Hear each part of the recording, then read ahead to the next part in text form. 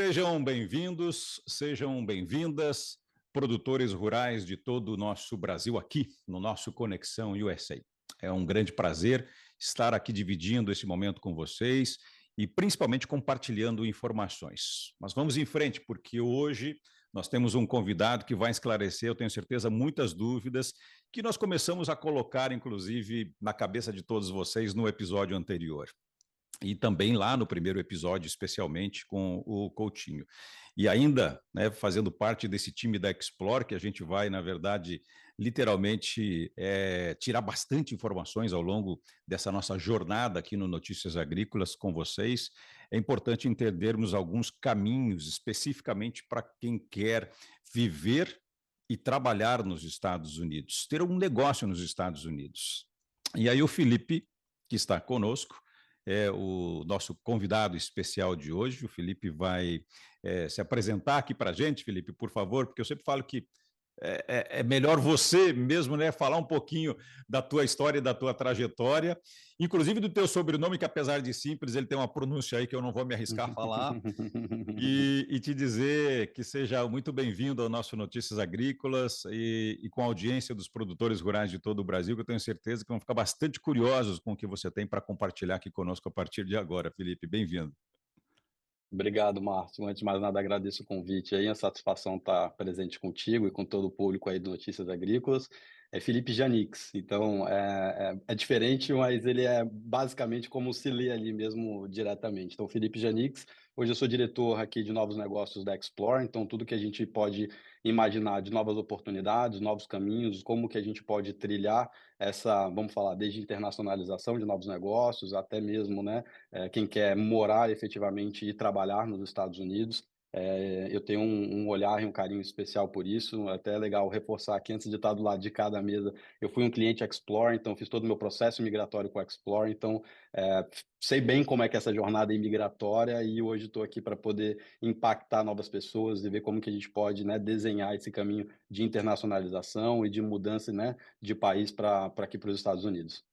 Muito bom, Felipe. E, inclusive, a gente vai começar falando de dois vistos que são extremamente conhecidos, bastante, talvez eu diria, explorado, né, pela comunidade brasileira, mas a gente sabe que tem aí uma especificidade que muitos, aliás, talvez ninguém fala a respeito, eu não ouço falar, e é por isso que a gente está se propondo aqui conversar com um empresário rural do Brasil, até porque a gente vê casos hoje pontuais, mas amanhã a gente sabe que isso vai crescer e vai crescer bastante nos próximos anos, né, devido às Uhum. oportunidades que vêm aí pela frente, que é exatamente trazer essa turma especializada, ou seja, essa mão de obra especializada para o Brasil, esse conhecimento especializado no agro aqui para os Estados Unidos, para colaborar, sim, né, mais uma vez, com esse caminho, né, com essa via de mão dupla, na verdade. Ou seja, muitos Sim. podem e devem continuar a sua produção rural no Brasil, mas podem ter diversificação, obviamente, Uhum. no país, como nós falamos, inclusive, no episódio anterior da pecuária brasileira, né, de pecuaristas brasileiros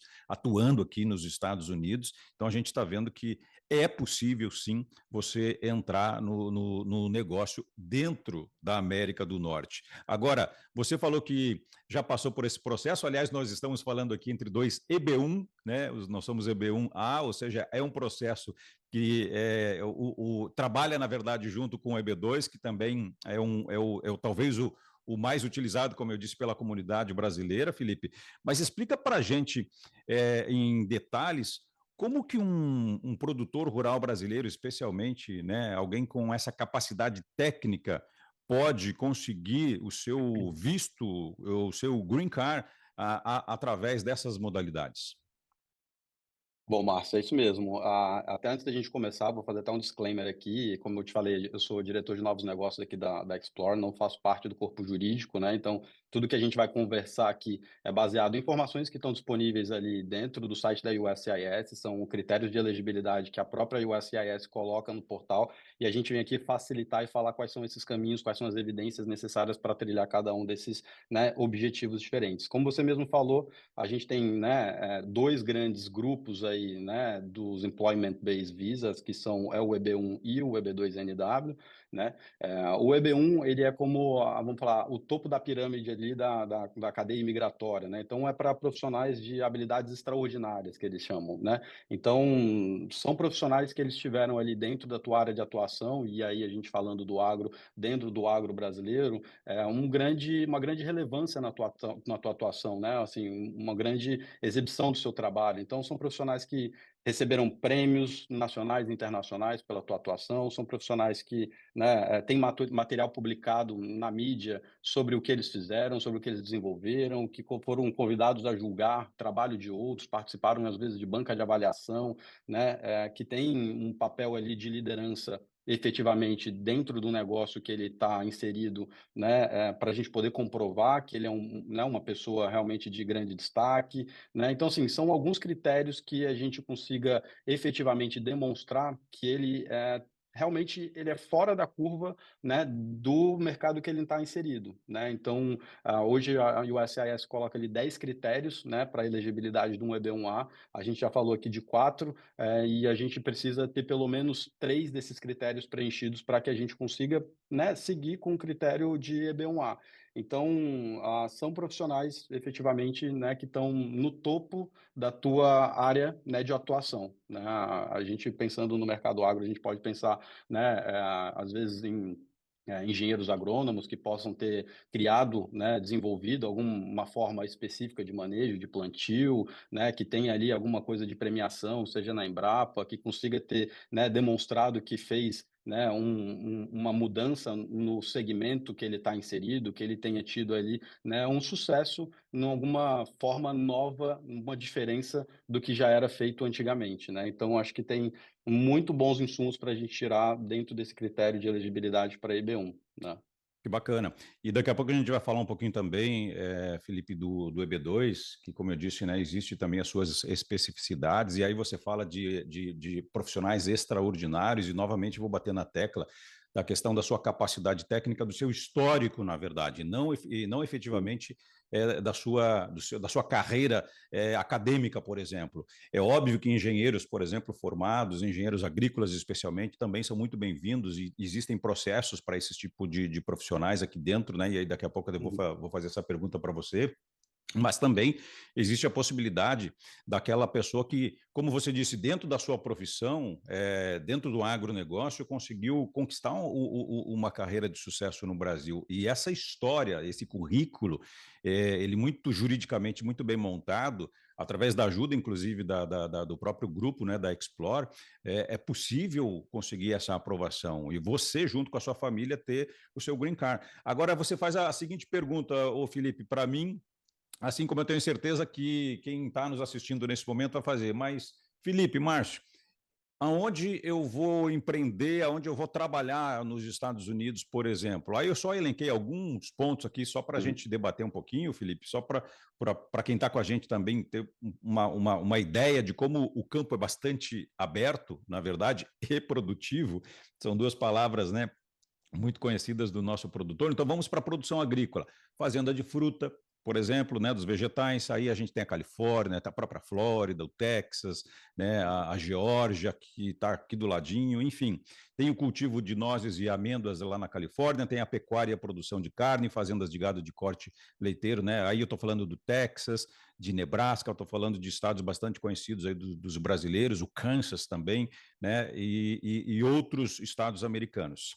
Vamos para a indústria de processamento de carnes, por exemplo, lá em Dakota do Sul, no Missouri, em Oklahoma, são estados que absorvem também esse tipo de mão de obra. Indústria florestal, madeireira, tecnologia e gestão do agronegócio, trabalho com agricultura sustentável e orgânica, olha, e dá para ficar falando aqui mais um tanto de outras oportunidades, Felipe, para quem quer não somente empreender, mas também trabalhar nos Estados Unidos. Exatamente, meu, assim, a gente viu, né, até a fala da Lili na abertura do programa aqui sobre a carência efetiva, né, dentro do mercado do agro aqui nos Estados Unidos, né, a idade média de quem hoje está posicionado no agro tem aumentado muito, né, e hoje é acima de 58 anos, então os Estados Unidos deve sim, né, como já está se movimentando para trazer esses profissionais qualificados para dentro do, né, aqui do ecossistema e que isso reverbere positivamente para as próximas gerações, né, e aí, quando a gente pensa nesse caminho, a gente olha muito o EB2NW como uma grande alternativa. Como você mesmo falou, né, Marta? Assim, hoje, a população brasileira é uma população qualificada, né? Se a gente pegar ali o brasileiro médio, todos eles têm, né, uma graduação, boa parte deles tem uma pós-graduação, às vezes um mestrado, um doutorado, e é o que o EB2 se propõe a fazer, né? É pegar ali a trajetória acadêmica profissional dessa pessoa e transformar ela numa história para mostrar para os Estados Unidos que ele tem insumo positivo para agregar dentro, né, do campo de atuação aqui, né? Então, é um mercado que sempre trabalhou com muita mão de obra, né, imigratória. Os Estados Unidos, né, é bom lembrar que ele se formou por conta, né, de imigração, e hoje a gente ainda vê uma necessidade ainda muito latente para essa mão de obra qualificada, e o EB2NW, ele se propõe a fazer isso. Então, ah, a gente tem dentro do EB2NW ali, né, quais são os principais requisitos, né? A gente tem, ele separa ele em duas grandes frentes, né? O Advanced Degree e o Exceptional Ability. Então, o Advanced Degree é basicamente você conseguir comprovar que você tem um bacharelado, mais 5 anos de experiência e de atuação, né, de forma progressiva na tua área, ou um bacharelado, mais um mestrado ou doutorado, né, isso você consegue comprovar, para você, né, dar o primeiro passo e entender que, bom, meu perfil, ele pode sim ser elegível para esse, né, visto imigratório. E a segunda forma é o Exceptional Ability, como eu falei, esse aqui você, às vezes, não precisa demonstrar que tem os 5 anos de experiência, você precisa demonstrar que você tem, né, um grau de especialização acima, né, da média encontrada no mercado. Então, você tem alguns requisitos, que eles chamam de prongs aqui, que você tem que cumprir com pelo menos 3 dele. Então, um histórico acadêmico, né, mostrando que você é formado ou recém-formado, você ainda não tem os 5 anos de experiência, mas você já tem uma graduação ou uma graduação técnica, né? Vamos falar um curso técnico especializante dentro da tua área. Você tem mais de 10 anos de atuação nessa, né, nessa tua área, então às vezes é muito comum com esses cursos técnicos, né? Às vezes não é um bacharelado, mas é um curso técnico e você já atua nesse teu campo há mais de 10 anos, né? Que você tem uma licença para exercer essa tua profissão, né? E que você recebe uma remuneração, né, que demonstra a tua capacidade excepcional. Né? Então, assim, a gente sempre fala que o EB2, ele é, como você abriu falando, é um visto migratório para profissionais, né, de habilidades excepcionais. Então, você tem que demonstrar a tua excepcionalidade dentro dessa área de atuação. Né? E o mais Então, importante, Felipe, dentro do que você está falando aí, que é importante também, claro, obviamente, né, entender os caminhos, especialmente, eu tenho certeza que muita gente que às vezes já pensou, que tem pesquisado a respeito sobre esse assunto, tem encontrado informações, né, e aqui vale só um alerta, né, procure, obviamente, lugares realmente especializados para não acontecer o que a gente ouviu falar muito, né, Felipe, tanto para quem está aqui, né, tentando fazer algum ajuste de status, como quem está no Brasil fazendo o processo consular, como a gente chama, que é a negativa. Por que está tendo bastante negativa e acontece, né, de alguns processos, especialmente do EB2, já que a gente está falando dele? Porque é um processo muito mal elaborado, às vezes é um processo muito mal assessorado. A pessoa tem condições, mas ela não está no lugar certo, não está com as pessoas corretas, não tem o escritório que tem capacidade técnica para poder desenvolver e ajudá-la nesse processo, que é muito importante. Agora, tem a questão da oportunidade, que a gente vai falar muito também. Esse é o momento que a gente está vendo, né, as notícias no Brasil, especialmente, né, da era, na verdade, desse novo governo da volta do Trump, de deportação, ou seja, de mandar de volta todos uhum. os indocumentados, os ilegais, os criminosos, como ele chama, enfim. E essa é uma política de governo que eu acho que o governo faz aquilo que deve fazer para melhor para o seu país, não é esse o mérito.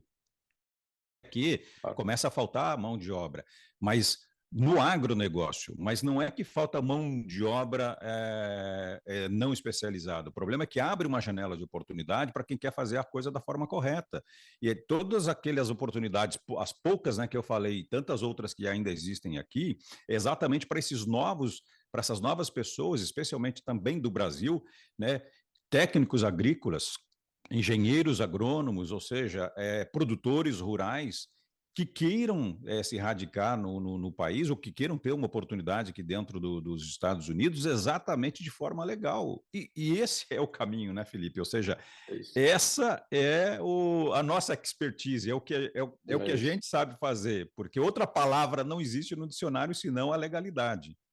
Exatamente. Assim, hoje a gente vê, né, o sonho americano sendo difundido de forma, né, às vezes muito enviesada, e a gente sabe, porque a gente vivenciou esse processo imigratório na pele, como que é duro um processo imigratório, mas ele bem conduzido, ele te leva ao sucesso, né? Então acho que esse ponto de alerta, né, assim, vale com certeza para, né, todo mundo que nos ouve, porque hoje você encontra, né, pessoas, empresas ou empresas que dizem que são empresas que fazem tudo de tudo quanto é forma, e eu acho que o ponto principal é conseguir ter um entendimento se aquele escritório consegue representar, se realmente é uma law firm que está sediada nos Estados Unidos, que tem advogados licenciados para poder representar o caso, porque efetivamente é um processo complexo, ele não é um processo simples. A gente estava até mandando aqui esses dias aqui um processo de 1.800 folhas, então você imagina como que não é o desenvolvimento de um trabalho para ser mandado um caso, um pleito imigratório de um cliente. Basicamente, tem que se contar toda a história desse cliente, né? Qual toda a trajetória profissional desse cliente, o que que foram todas as grandes realizações e o porquê que os Estados Unidos efetivamente, né, pode se interessar por esse perfil. Então, basicamente, tem que ter alguém que entenda as especificidades do que foi realizado, de quais foram as grandes conquistas da pessoa, para poder transcrever e traduzir isso de forma muito literal para o oficial americano entender o impacto positivo que essa pessoa vai gerar nos Estados Unidos. Então, não é um negócio completamente elementar. Tem que se saber a linguagem que o oficial quer entender, né? Tem que conseguir transcrever isso de maneira que efetivamente vá traduzir a realidade e como isso vai ser impactado aqui nos Estados Unidos. Então, tem que ter um conhecimento de mercado americano, norte-americano, de onde esse perfil ele pode estar, né, alocado, e é isso. Assim, hoje a gente vê muitas empresas fazendo, mas com certeza esse ponto da confiabilidade é uma coisa que a gente, né, fala para todos os clientes que procure, pesquise efetivamente antes de dar um próximo passo, porque a gente sabe que é uma mudança de vida, né? Assim, é uma decisão de mudança radical de vida, né? Exato. E eu acho que sempre merece esse cuidado e esse carinho, sim. Muito bom. E, inclusive, vale aqui o alerta de que são modalidades, na verdade, né? Apenas duas de tantas outras. E hoje, especialmente nesse episódio, a gente vai falar de mais algumas, mas depois o Felipe vai voltar também para falar um pouco mais de cada uma delas, com bastante profundidade. Né? Fica aqui já até o convite, Felipe.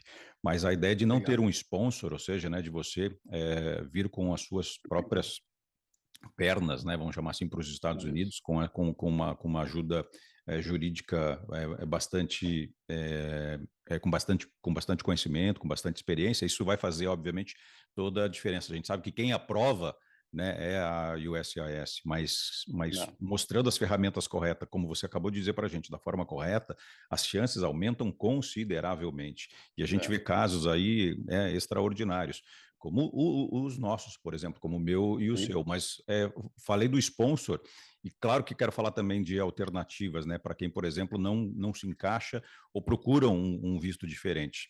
Mas Uhum. antes, Felipe, se você me permite, tenho certeza que muitas pessoas estão perguntando como é que entram em contato, por exemplo, né, com você, como é que entram em contato com a gente, para tirar dúvidas, para falar a respeito, para conversar, que eu acho que esse é o primeiro caminho, na verdade, né? A pessoa tirar um pouco das dúvidas, entender um pouco do histórico dela, para poder também saber se ela se qualifica para esse Uhum. tipo de visto. Claro. Então, vamos chamar o pessoal para apontar o celular aqui para o QR Code que está na tela, vai levar você até o caminho que chega até o Grupo Explore, até a gente, para conversar e tirar todas essas dúvidas diretamente com vocês. Isso, vai ser um prazer atender todo mundo do Notícias Agrícolas, Márcio, e a gente, né, concede, inclusive, uma reunião com a nossa advogada licenciada de maneira, né, de cortesia, para que a gente possa entender, ver as possibilidades e mostrar a realidade efetiva para cada um dos interessados, quem efetivamente sonha em vir para os Estados Unidos. Então, isso é uma cortesia nossa do Grupo Explore, né, para o nosso canal Conexão USA, para que a gente consiga dar, né, a tratativa correta, a gente consiga, né, trilhar o melhor caminho e que esteja muito clara a tomada de decisão na cabeça, né, do nosso cliente, do nosso amigo, do nosso parceiro do agro, para quais são os próximos passos que ele deva seguir, tá? Então, estaremos sempre à disposição aí para a gente bater esse papo, conhecer um pouco mais de cada um dos interessados e a gente poder evoluir. Bacana, muito legal. Bom, está aqui na tela, é só entrar em contato e a gente vai seguir falando sobre outras alternativas. E aí, quando eu falo, Felipe, sobre alternativas, obviamente eu estou falando de caminhos para quem busca, por exemplo, uma alternativa, vamos chamar assim, de mais célere, né? A pessoa, ela quer a residência permanente, ela talvez não se enquadra nesses critérios para esses dois tipos de vistos, mas ela quer encontrar, na verdade, alternativas para que isso aconteça. E aí a gente queria entender quais são esses outros caminhos, por exemplo, e de que forma que é possível ela conseguir também o seu passaporte permanente para os Estados Unidos. Uhum. Existem algumas outras formas que elas podem ser consideradas mais céleres, tá, Márcio? E uma delas, que é a principal, é o visto de investidor, né? É o visto EB5, né? É um visto que ele já dá o green card já desde o início. Então, assim como a gente tem o EB1, o EB2, né? Que eles, como você falou, não necessitam de um sponsor. Esse EB5, ele também, você faz o protocolo dele através de um investimento num negócio nos Estados Unidos e você já consegue o green card já desde o início, né? Então, é um visto muito buscado hoje para, como você falou, pessoas que às vezes não, né, têm todos os critérios, né, de elegibilidade para um EB1 ou para um EB2, ou às vezes não querem passar por esse processo, porque é um processo efetivamente moroso, muito documental, a gente precisa resgatar muita coisa da nossa trajetória profissional. Você fez esse processo e eu fiz, a gente sabe como que é, né, complicado a gente às vezes resgatar muita coisa de informação, né, dos trabalhos, empregos, conquistas, prêmios, tudo que você teve, e às vezes quer ter um visto que ele seja mais direto, né? E o EB5 hoje ele entra com essa, né, com essa possibilidade. Então, assim, basicamente, a gente tem todo o suporte aqui dentro da Explore para escolher projetos de investimento que eles concedam o green card, né? Você tem que escolher um projeto que ele vai de 800 a 1 milhão de dólares. Então, hoje, o range de investimento é, né, nessa casa de 800 a 1 milhão de dólares, vai variar de acordo com a localidade, o tipo de projeto que você vai querer investir. Boa parte desses projetos hoje estão alocados na indústria do real estate, né, na parte de hospitalidade. Então, grandes projetos realmente na área hoteleira, que são, né, projetos consolidados, que realmente garantem uma segurança para esse investidor, né? E ele é muito mais célere também, né? Então, se a gente falar de um processo de EB1 e EB2, que a gente vai falar na casa de 3 anos aí, 3 anos e meio, para a gente conseguir ter, né, desde o início até uma aprovação, até né, o final da jornada. Um visto EB5 desse a gente consegue fazer aí na casa de uns 4 meses, 6 meses, entendeu? A gente já viu casos até mais, né, com mais agilidade que isso, mas é um visto que ele é muito mais celery, né? Então, basicamente, é um bom caminho para quem Sim. não quer ou não tem as evidências daquele do EB1, do EB2 e tem disponibilidade de investimento e já quer chegar aqui nos Estados Unidos de forma mais rápida. E eu já vi, Felipe, casos, inclusive, né, de produtores e investidores, né, porque esse é um investimento que ele retorna também, é importante dizer isso, Uhum, né, é um sim, investimento que, apesar de considerável hoje, né, com o dólar, porque a gente tem que fazer a transformação para quem está no Brasil, no mas Brasil. mesmo assim é um Sim, investimento que, além de levar essa oportunidade para você e para sua família, ele também tem o seu retorno, sem falar da dolarização do seu sim, patrimônio, que também é uma excelente sim. oportunidade. Aliás, a gente tem visto nos últimos anos, né, muitos investidores, e eu tenho contato com muitos deles, basicamente semanalmente do Brasil, alguns inclusive visitando aqui os Estados Unidos, para fazerem novos investimentos, obviamente dolarizando parte do seu patrimônio no Brasil, devido a todas as circunstâncias que nós conhecemos, né? Então, as oportunidades, sim, elas existem. E dentro do agro, eu já ouvi falar, Felipe, você pode até me corrigir se eu estiver errado, mas eu já tenho informações de que quando você falou que é de 800 a 1 milhão, eu tenho processos que quando ele é focado no agronegócio, o valor ainda cai, né? Ou seja, ele fica perto dessa É, casa dos 800, se não até um pouquinho menos. isso. Então, assim, É, o agro ainda tem essa vantagem, né? Isso, hoje a USCIS, né, divide em 2 grandes grupos ali, né, o tipo de investimento via EB5. Eles chamam, né, de, investimentos, em áreas, vamos falar assim, em desenvolvimentos ou áreas rurais, né, que eles chamam. Então são zonas que, o estado entende que merece investimento para maior desenvolvimento. Então são áreas ainda com pouca empregabilidade, né, porque o EB5 ele sempre vai ser de acordo com a quantidade de empregos gerados. A gente tem que comprovar no projeto que vai gerar uma quantidade mínima de emprego. Então, quando ele entende que o investimento é numa área já desenvolvida, numa área, num centro, numa capital, num centro comercial, já que já tem grande desenvolvimento, que já tem uma área, um nível de empregabilidade alto, esses projetos eles têm um investimento maior, a gente vai para casa de 1 milhão. Se a gente está falando de áreas que precisam de desenvolvimento, e a gente fala muito, né, nessas áreas rurais que a gente chama por aqui, aí você tem um investimento menor, na casa dos US$ 800.000, né? Então, o governo americano separa nessas 2 grandes, vamos falar assim, frentes, 2 formas diferentes de você conseguir fazer esse investimento, e então tem essa possibilidade sim, tá? Então, esses investimentos rurais, chamados, né, pelos Regional Centers de investimentos rurais, eles têm esse incentivo, vamos chamar assim, de um investimento, um aporte menor, porque eles precisam desenvolver a empregabilidade, né, daquela região. Claro. E outra coisa, Felipe, que é importante destacarmos, apesar de eu tenho certeza que o nosso público, né, é bastante qualificado, tem muitas informações, recebe informações diárias, inclusive aqui pelo próprio Notícias Agrícolas, que é referência no Brasil, diria no mundo inteiro, né, com relação ao agronegócio, até por causa das commodities que são dolarizadas e, enfim, de toda essa balança, né, comercial que precisa ser digerida todos os dias. É um desafio ser produtor no Brasil, pequeno, médio ou grande, não importa, de subsistência. Produzir alimentos no Brasil não é uma tarefa fácil, mas ao mesmo tempo ela é louvável, porque a gente vê aí cases realmente de muito sucesso. E quando as políticas públicas que não são muito boas, a gente vê infelizmente muito disso acontecer, mesmo assim o produtor rural vai lá insistindo até o último instante, e ele consegue, na verdade, driblar, às vezes, né, de forma bastante difícil, é claro que sim, mas consegue driblar toda essa situação para conseguir continuar na atividade, porque essa é uma atividade dom também. Produzir alimentos no Brasil, a gente sabe que não é para quem acorda da noite para o dia e resolve dizer, não, eu vou agora plantar grãos, eu vou para a pecuária.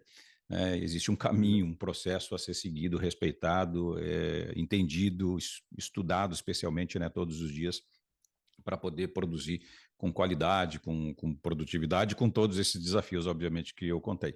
Mas, ao mesmo tempo, existe também os parceiros comerciais, né? E a gente sabe que os Estados Unidos, apesar do seu, talvez agora, caminho também protecionista, o Brasil a gente sabe que também trabalha nessa linha do protecionismo, ainda existem, obviamente, um solo fértil de oportunidades. E nós estamos falando, Felipe, de 50 estados, ou seja, nós estamos falando de diversidade. Esse projeto que às vezes vale, por exemplo, para a Flórida, ele pode ser um pouquinho diferente no meio oeste americano, pode ser diferente na Uhum, região norte dos Estados Unidos ou em outro estado, por exemplo, porque existem pequenos detalhes, pequenas regras que às vezes fazem sim uhum. bastante diferença.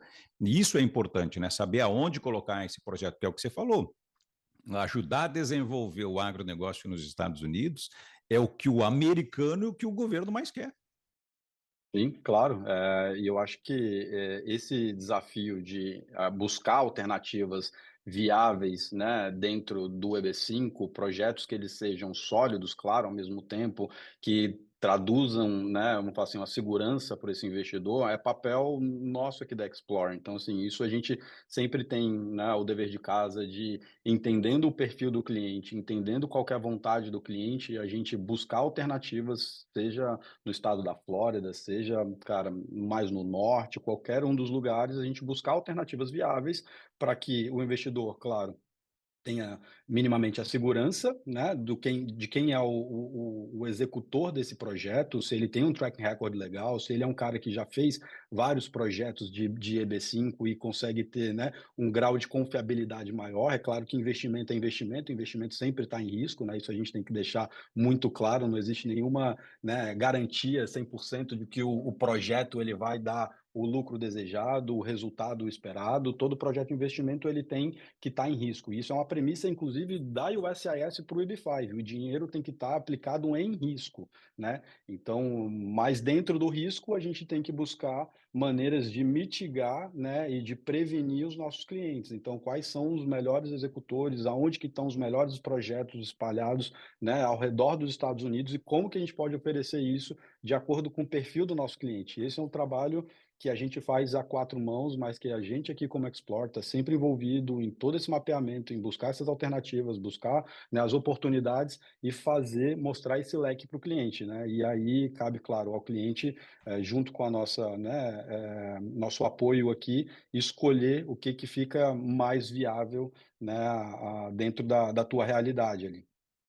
Agora, Felipe, quando você falou o risco ele existe, eu fiquei me colocando no lugar do produtor rural nos acompanhando nesse momento e pensando assim, realmente o risco nos Estados Unidos é bastante alto, mas se compararmos Sem o Brasil, comparativo, com o não tem risco Brasil para comparação, empreender no Brasil, a gente ficaria aqui dando dados e números, infelizmente, porque a gente tem que rir para não chorar, de empresas que fecham as portas no seu É. primeiro ano, que é um número impressionante, sabe, negativamente falando, isso não é bom. Então, é claro que assim, ó, eu estou falando, né, de um país que a gente conhece os riscos que tem, porque a gente precisa falar deles, mas eu não preciso fazer a comparação, né? Não preciso fazer a comparação para vocês Ah, entenderem. Então, é só uma questão de retórica, de entendimento de mercado. ah, E olha como as coisas aqui, Felipe, elas são até mais atrativas, eu diria, muito mais atrativas, porque com o seu Green Card na mão, através do seu EB5, por exemplo, do seu EB5, primeiro você está fazendo um projeto dentro da sua atividade econômica, né, de conhecimento. Então o risco diminui mais ainda. Segundo, você está dentro de uma atividade que é muito bem vista aqui e que tem sim bastante vantagens dentro dos Estados Unidos, porque você consegue crédito de várias formas, subsídios, ou seja, segurança, a segurança jurídica, que ela é muito maior. E olha que eu sei o que eu estou falando, que eu conheço a instabilidade econômica que prejudica o produtor rural brasileiro e conheço agora como funcionam as coisas nos Estados Unidos para os produtores americanos.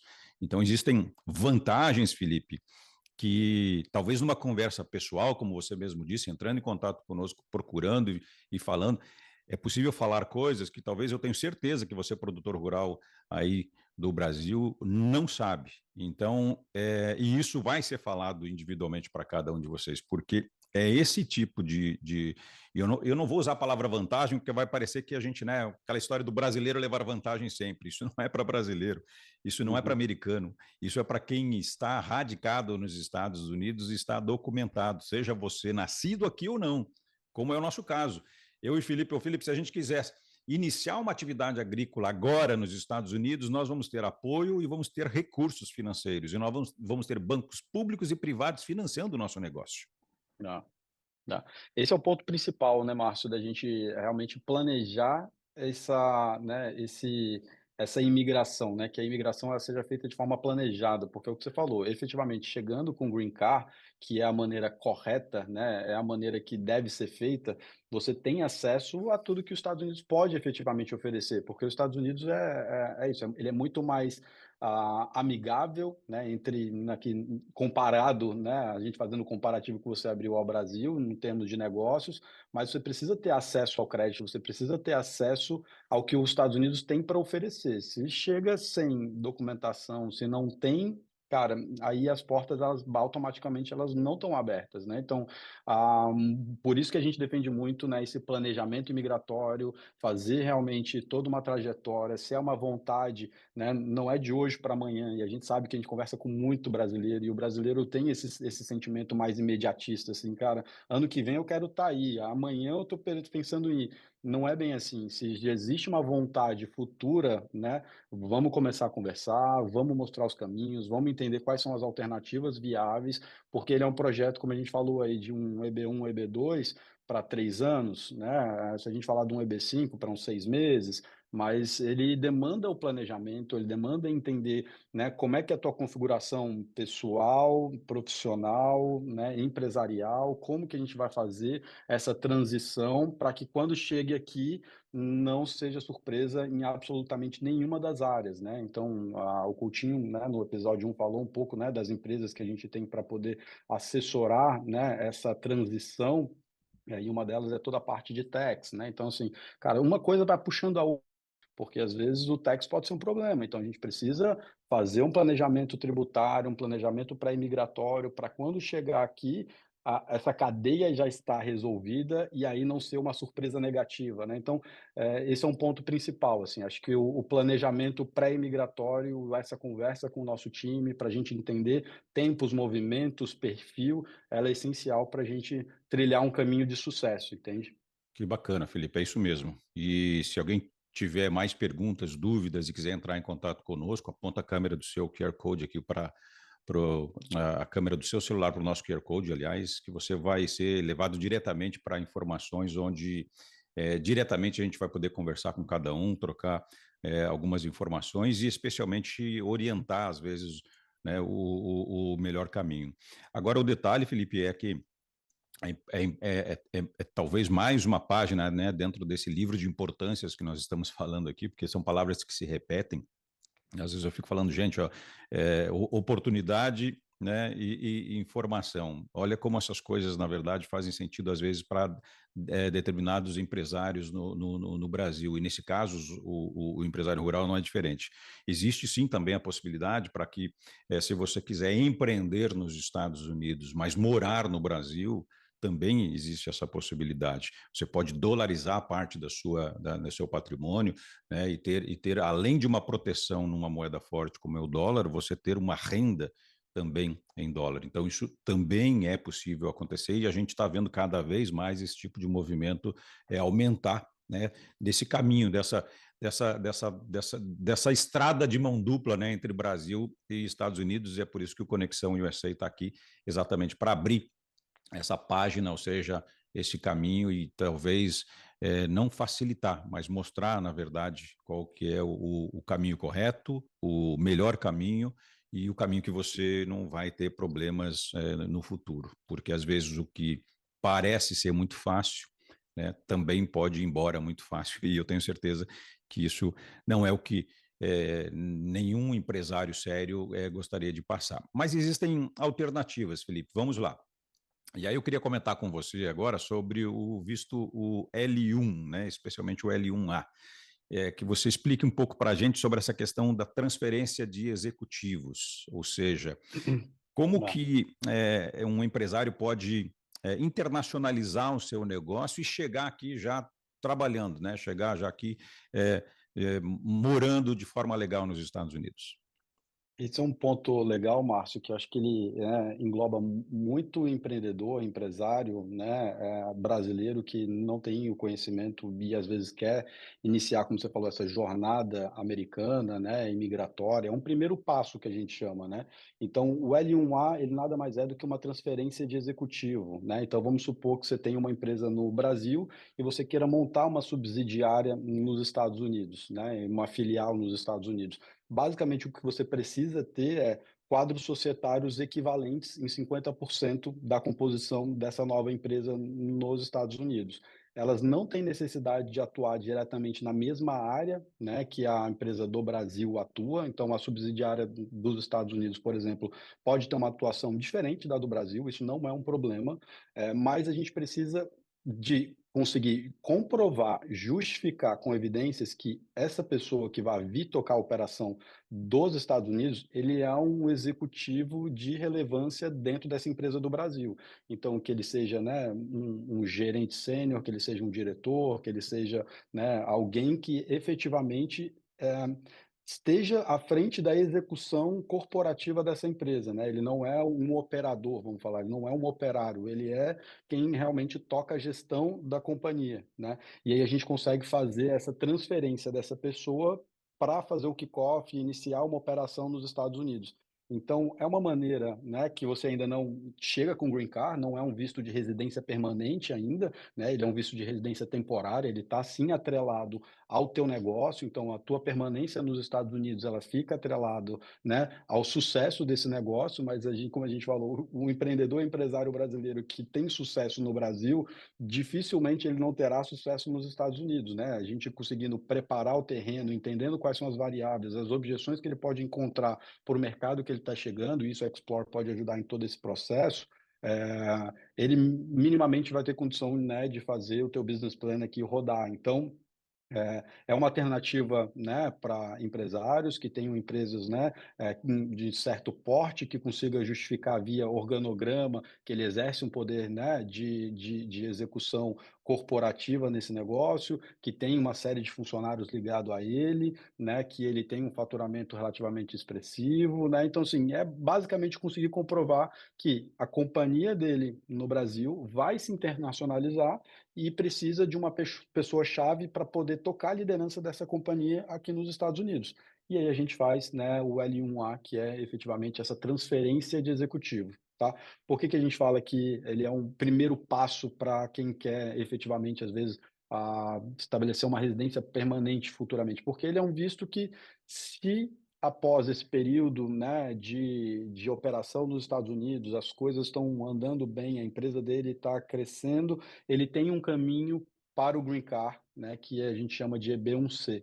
Então ele tem uma possibilidade de pós L1 virar um EB1C, e aí o EB1C ele já concede o green card, né. Então, vamos falar assim, é um primeiro passo para quem, né, quer trazer seu negócio ou quer começar, né, ou enxerga que tem oportunidade de um negócio paralelo ao teu negócio aqui nos Estados Unidos, ele vem com toda a autorização, e isso ele consegue, né, trazer como beneficiário toda a tua família, então esposa, filhos, tudo, tem a vida normal aqui nos Estados Unidos, né, com todas as autorizações. Ele fica, né, atrelado ao teu negócio, mas a esposa pode, né, tem autorização de trabalho, autorização, pode trabalhar em outros negócios, pode se recolocar profissionalmente aqui, os filhos têm acesso a toda a parte educacional, de desenvolvimento dos Estados Unidos, então ele aterriza efetivamente com, né, toda a documentação, com toda a organização para desenvolver teu novo negócio nos Estados Unidos e tendo a possibilidade, se no futuro for vontade, de ter acesso ao Green Card através do EB1C. Então é uma alternativa que muita gente não conhece, que eu acho que é muito interessante para empresários e empreendedores, entende? Bacana. Esse é o chamado repatriado, Felipe? Exatamente, é o repatriado. Muito bom. E É isso, a é gente isso. conhece, né? Você também, obviamente, eu tenho amigos aqui na região. É claro que eu estou numa região mais americanizada, mais conservadora, Uhum, obviamente também bem mais republicana. E de qualquer tá. forma, esses brasileiros que trabalham nas grandes indústrias aqui são engenheiros especificamente, né, Uhum, de áreas tanto do agro quanto de outros segmentos, né, da indústria, por exemplo, da uhum, automação, da tecnologia, e que trabalham né, com essa oportunidade da expatriação, ou seja, e que tem, como isso, você mesmo disse, todos os direitos, né? Os vistos são renovados a cada 2 anos, né? é Se eu isso, não me engano, é daí isso. vai chegar um período onde a própria empresa vai proporcionar para ele esse green card, ou ele vai conseguir um paralelo via EB2, por exemplo, né?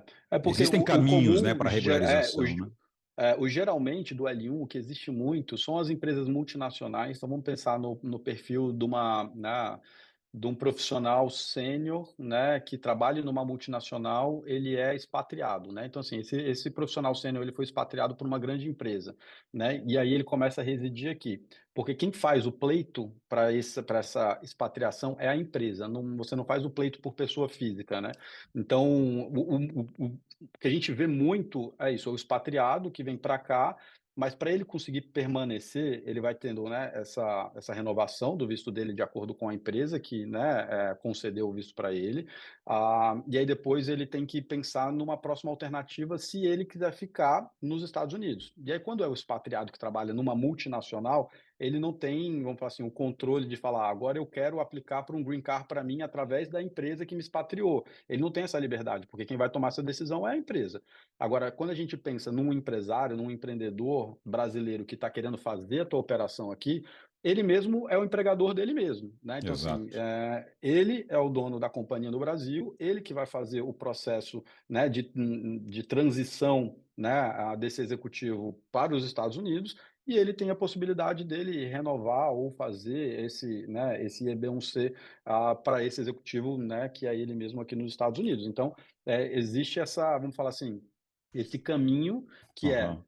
muita gente pensava que o L1, como é, né, transferência de executivo, o pessoal fala de multinacionais, né, se acreditava que era só para empresas multinacionais de grande porte, mas não, isso é enquadrado, ele é elegível para empresas que elas são regionais, empresas que são, né, de um porte, cara, né, local, que podem fazer essa transferência. Mais uma vez, a gente precisa comprovar que a empresa no Brasil ela tenha, né, certa estrutura, que a gente consiga comprovar que esse executivo ele tem uma função executiva mesmo dentro do negócio, que a operação dele do Brasil não vai parar se ele vier para os Estados Unidos, porque a empresa daqui depende da empresa do Brasil. Se a empresa do Brasil, por acaso, feche, essa empresa dos Estados Unidos, que é uma subsidiária, ela não pode mais existir, entendeu? Então, existe só esse grau de comprovação de que se eu conseguir transferir esse executivo, eu tenho estrutura para manter minha operação rodando, eu tenho gerentes, eu tenho, né, operacional, eu tenho toda a estrutura para continuar lá pujante, eu vou fazer o kickoff de um projeto novo aqui, e esse, né, projeto novo, claro que ele vai ter que ter a tua saúde financeira independente, ele vai ter que contratar funcionários aqui, ele tem que entregar resultado para os Estados Unidos também, porque os Estados Unidos está querendo Pagar isso, os os Estados Unidos quer impostos do dinheiro. país, obviamente, claro. Claro, os Estados Unidos quer que o empreendedor, o empresário que chega aqui, ele realmente contrate, gere, né, impostos, então essa é a função.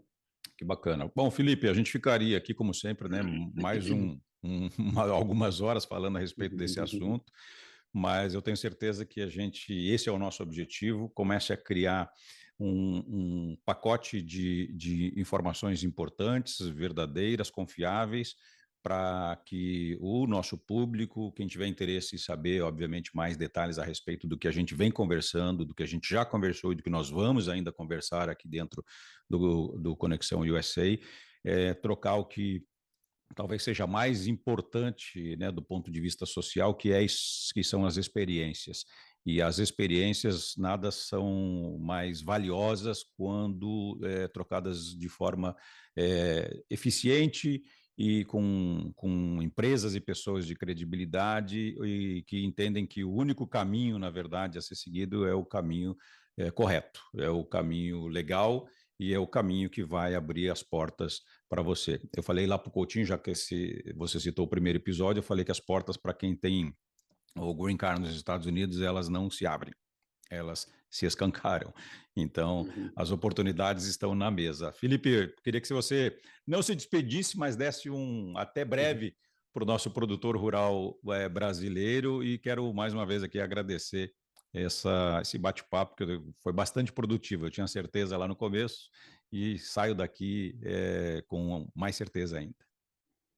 Márcio, mais agradecimento mesmo a você, né, como um grande amigo aqui que se tornou, a Conexão USA e a Notícias Agrícolas, para a gente conseguir, né, aos poucos, falar um pouco do que ainda não é, né, muito bem difundido dentro do Brasil, e eu sei que ainda não é, porque para mim foi uma surpresa há 3 anos atrás, quando eu fiz meu processo imigratório, eu não conhecia absolutamente nada de possibilidades de vir morar nos Estados Unidos, chegando com green card da maneira correta, e que isso era um sonho viável e possível. Então, cada vez que a gente pode falar um pouquinho mais, né, expandir um pouco mais as fronteiras e que esse conteúdo chegue a uma, 2, 3, 5, 10, 100 pessoas, e que essas pessoas elas têm um entendimento que existem sim caminhos que, né, podem levar ao sonho americano, a estar nos Estados Unidos de forma legal, né, de forma, racional e planejada. Isso para mim hoje é o que me motiva, é o que me faz estar aqui com vocês. Então, para mim é uma satisfação, obrigado pelo convite